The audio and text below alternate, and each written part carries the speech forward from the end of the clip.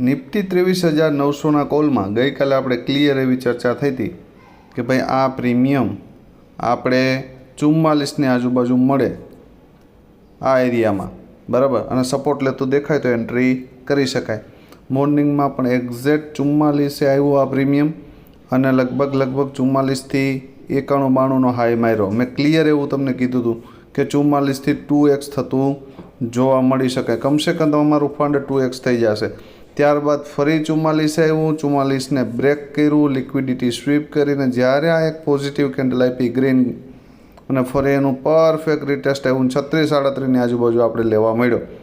માત્ર 5 પોઈન્ટના સ્ટોપ લોસથી આની અંદર એન્ટ્રી પરફેક્ટ હતી અને એની સામે લગભગ 99થી 100 સુધીનો હાઈ માર્યો, બરાબર. તો ઓલરેડી અહીંયા પણ કેપિટલ 2x હતું.